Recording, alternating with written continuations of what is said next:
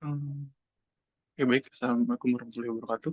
Perkenalkan nama saya Prasetyawan dengan nomor registrasi 170562138. Di sini saya akan mempresentasikan proposal skripsi saya dengan judul pengaruh brand ambassador, brand image, brand reputation, terhadap purchase intention pada produk skincare dimediasi oleh brand trust.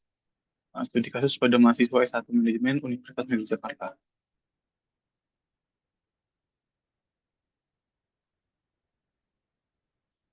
Pertama, pendahuluan. Latar belakang dari judul ini didasarkan pada industri kosmetik dan kecantikan yang menjadi salah satu industri yang sedang tren dan meningkat pada saat ini. Uh, um, Waktu ini didasarkan pada nilai penjualan yang secara global pada tahun 2021 mencapai nilai 511 triliun US dollar dan di Indonesia sendiri pada tahun 2022 mencapai 13.287 triliun rupiah dengan jumlah 145 juta transaksi. Selain dari penjualan, perkembangan industri skincare ini juga didasarkan pada peningkatan jumlah produsen. Pada tahun 2022 terdapat 913 produsen, yang mana itu meningkat sekitar 20% dibanding tahun 2021. Dan dalam industri kosmetik ini, salah satu sektornya adalah skincare atau perawatan kulit, yang mana juga ikut berkembang, dan yang menjadi faktor perkembangan skincare dalam kosmetik itu, pertama itu mulai mulai timbulnya kesadaran dan kepedulian pada laki-laki terhadap penampilan yang akan berdampak pada kehidupan sosial dan karir mereka. Jadi kepedulian terhadap penampilan bukan hanya kepada perempuan, tapi juga pada laki-laki yang mulai tumbuh. Lalu kebutuhan dan keinginan dari generasi Z atau Gen Z untuk selalu tampil baik dan menarik. Di mana dalam kehidupan mereka, mereka dituntut untuk selalu berpenampilan baik dan menarik. Lalu dari meningkatnya pasar skincare ini, membuat industri kosmetik menjadi pasar yang kompetitif karena memiliki padatnya industri kecantikan. Dan merespon kompetitif pasar ini, setiap pelaku industri dituntut untuk memperkuat merek mereka supaya dapat menangkan pasar. Beberapa komponen merek seperti brand ambassador, brand image, dan brand reputation dibutuhkan oleh setiap industri kecantikan untuk menarik minat konsumen. Selain selain ketiga aspek merek tadi, setiap merek juga harus meningkatkan brand trust untuk menjaga hubungan baik dan meningkatkan loyalitas konsumen.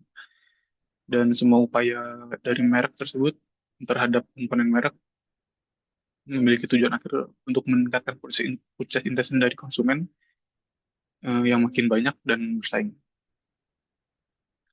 Lalu pertanyaan dari penelitian ini adalah apakah brand ambassador, brand image, brand reputation, dan brand trust mampu memengaruhi purchase intention pada produk skincare secara positif dan signifikan? Lalu apakah brand ambassador, brand image, dan brand reputation mampu memengaruhi brand trust pada produk skincare secara signifikan? Dan yang terakhir itu apakah brand ambassador, brand image, dan brand reputation yang dimediasi oleh brand trust dapat memengaruhi purchase intention pada produk skincare secara signifikan? Sedangkan untuk uh, tujuan penelitian di sini, penelitian ini ditujukan untuk mengetahui bagaimana pengaruh brand ambassador, brand image, brand reputation, serta brand trust terhadap purchase intention produk skincare. Lalu yang kedua itu untuk mengetahui bagaimana pengaruh brand ambassador, brand image, serta brand reputation terhadap brand trust dari produk skincare. Dan yang terakhir itu untuk mengetahui peran brand trust dalam mediasi hubungan antara brand ambassador, brand image, dan brand reputation terhadap purchase intention pada produk skincare. Lalu untuk manfaat penelitian, penelitian ini terdapat dua manfaat. Pertama itu manfaat teoritis. Manfaat teoritis dari penelitian ini adalah untuk melengkapi penelitian terdahulu mengenai brand ambassador, brand image, brand reputation, brand trust, serta purchase intention, dan bisa dijadikan rujukan bagi penelitian mendatang yang akan meneliti kelima variabel ini. Lalu yang kedua itu manfaat praktis. Penelitian ini dapat menjadi acuan bagi pihak yang berkaitan dengan posisi pengembangan merek atau pemasaran di produk skincare. Lalu di sini masuk ke bab 2 yaitu kajian pustaka. Pertama adalah landasan teori. Pertama landasan teori mengenai consumer intention. Jadi intention dapat diartikan sebagai posisi sebelum mengambil tindakan yang disengaja maupun tidak sengaja. Dan dalam intention ini terdapat satu teori yang banyak digunakan yaitu bernama Theory of Planned Behavior atau TPB. Jadi teori of brand behavior ini merupakan teori yang dikembangkan oleh Agent dan digunakan untuk memperkirakan niat atau intention dengan tiga faktor. Pertama itu attitude atau sikap dari konsumen, kedua itu subjective norm atau norma subjektif, dan yang terakhir itu perceived behavior control atau uh, kontrol perilaku yang dirasakan. Dan salah satu bentuk dari intention atau niat ini adalah perceived intention, di mana proses intention ini dapat diartikan sebagai tindakan yang dilakukan oleh konsumen sebagai respon mereka setelah melakukan penilaian menyeluruh terhadap suatu produk atau layanan. Eh, dalam proses intention ini terdapat empat indikator. Yang pertama itu minat eksploratif, minat preferensial, minat transaksional, dan minat referensial. Kedua mengenai brand management. Pertama mengenai brand, brand itu diartikan sebagai kumpulan aspek visual atau kalimat dan suara utama yang membuat produk dan konsumen memiliki ikatan emosional. Ukuran ikatan ini ditentukan dari seberapa besar merek menciptakan nilai kontekstualnya. Dan brand di sini memiliki peran yang penting bagi perusahaan. Karena peran yang penting tersebut, brand harus menyusun strategi pemasaran yang tepat untuk membangun, mengelola, dan menjaga hubungan yang baik antara konsumen, merek, dan produk. Dan bentuk pengelolaan merek atau brand management ini adalah bentuk proses kesinambungan yang mencakup berbagai aktivitas, strategi, dan perangkat yang digunakan untuk memperkuat serta meningkatkan nilai sebuah merek dan mengubah nilai merek tersebut menjadi keunggulan kerja pasar. Brand ambassador, brand image, dan brand reputation merupakan eh, salah tiga dari elemen merek yang perlu diperhatikan dalam pengembangan merek dan brand management.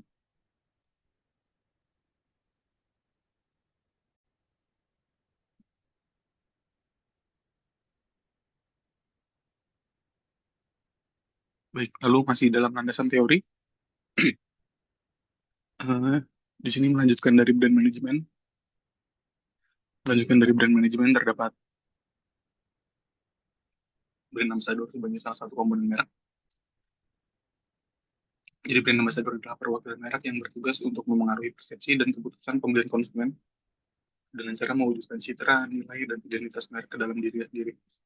Dan dalam brand ambassador itu terdapat 5 dimensi yang dikenal dengan istilah VSCAP, yaitu pertama ada visibility dengan popularity dan appearance sebagai indikator. Yang kedua itu ada credibility dengan expertise dan objectivity sebagai indikator. Yang ketiga ada attractiveness dengan physical likability, non-physical likability, dan similarity uh, sebagai indikator. Dan yang terakhir itu ada power. Lalu yang komponen merek selanjutnya ada brand image, di mana brand image ini merupakan bagaimana konsumen memandang, mempersepsikan, dan menyikapi suatu merek. Dan dalam brand image terdapat 3 dimensi. Yang pertama itu ada favorability of brand association dengan desirable dan deliverable sebagai indikator. Yang kedua itu ada the power of brand association dengan personal relevance dan konsistensi sebagai indikator. Dan yang terakhir ada uniqueness brand association dengan point of difference sebagai indikator. Dan selanjutnya masih dalam komponen merek. Yang terakhir itu ada brand reputation, di mana brand reputation sendiri adalah perilaku pembelian dan kepercayaan konsumen terhadap suatu merek yang didasarkan pada pendapat orang lain mengenai kebaikan merek tersebut. Dan dalam brand reputation ini terdapat 4 indikator. Yang pertama itu ada relevance, kedua ada trustworthiness, ketiga credibility, dan terakhir itu recognizability. Lalu ada consumer trust, di mana pertama ini didasarkan pada trust atau kepercayaan, yang mana trust merupakan kerelaan dari pihak yang percaya untuk menjadi rentan terhadap pihak yang dipercaya. Trust merupakan salah satu yang penting dalam perilaku manusia dan memiliki peran vital dalam berbagai konteks sosial, mulai dari komunikasi sehari-hari hingga sistem ekonomi dan politik. Dalam ekonomi, sistem pemasaran dikenal dengan istilah brand trust, di mana brand trust ini adalah sikap konsumen yang bersedia untuk menggantungkan resikonya pada merek untuk memberikan hasil positif. Dan dalam brand trust ini terdapat 2 dimensi, yaitu yang pertama ada trusting belief, dengan benevolence, integrity, dan kompeten sebagai indikator, serta trusting intention dengan willingness to depend dan subjective probability of depending sebagai indikator. Lalu lanjut ke bagian pengembangan hipotesis. Di sini terdapat jurnal-jurnal yang saya jadikan referensi untuk tiap hipotesis. Pertama ada hipotesis brand ambassador terhadap person concern, brand image terhadap person concern, brand reputation terhadap person concern, brand ambassador terhadap brand trust, brand image terhadap brand trust, brand reputation terhadap brand trust. Dan ini melanjutkan dari pengembangan hipotesis yang ketujuh ada brand trust terhadap purchase intention. Dan hipotesis yang ke-8, 9, 11, 10, peran brand trust dalam memediasi hubungan antara brand ambassador, brand image, dan brand reputation terhadap purchase intention.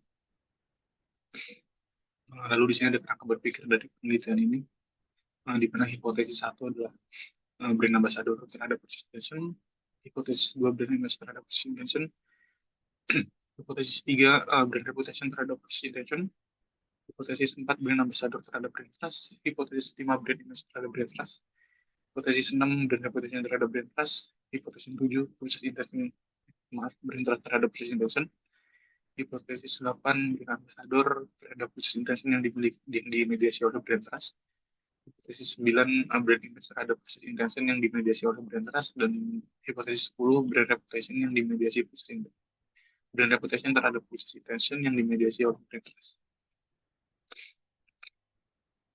Lalu masuk ke bab 3, yaitu metodologi penelitian. Untuk waktu dan tempat penelitian akan dilakukan pada bulan Maret sampai Juli tahun 2025, dan tepatnya itu di kampus Universitas Negeri Jakarta, tepatnya di Jalan Rawamangun Bukaraya nomor 11, Kelurahan Rawamangun, Kecamatan Pulau Gadung, Jakarta Timur. Untuk penelitian ini akan menggunakan metode penelitian kuantitatif dengan pendekatan eksplanatif dan korelasional. Pengumpulan sampel data menggunakan metode survei dengan menyebarkan kuesioner ke mahasiswa S1 Manajemen Universitas Negeri Jakarta. Pengumpulan sampel menggunakan teknik simple random sampling, dan data yang dihasilkan nanti akan ditemukan berbentuk interval cross-sectional. Jumlah sampel yang diperlukan minimal adalah 242 responden, didapatkan dari perhitungan di sebelah kanan di sini, dengan jumlah populasi 871 orang, dan errornya 5% atau 0,05. Lalu lanjut ke masih dalam metodologi penelitian. Jawaban dari responden tadi akan berbentuk skala Likert 1 sampai 6, dan analisis data akan menggunakan model persamaan struktural atau structural equation model, dan metode pengujian data menggunakan partial least square atau PLS dengan perangkat Smart PLS 4. Teknik analisis datanya menggunakan analisis jalur atau path analisis, dan uji-uji yang akan dilakukan itu dibagi menjadi dua bagian besar. Pertama ada outer model yang mencakup convergent validity, discriminant validity, dan reliability test, serta inner model yang mencakup R-square, T-square, UGT, dan effect size atau F kuadrat. Baik, sekian presentasi dari saya mengenai proposal skripsi. Kurang lebih mohon maaf. Assalamualaikum warahmatullahi wabarakatuh.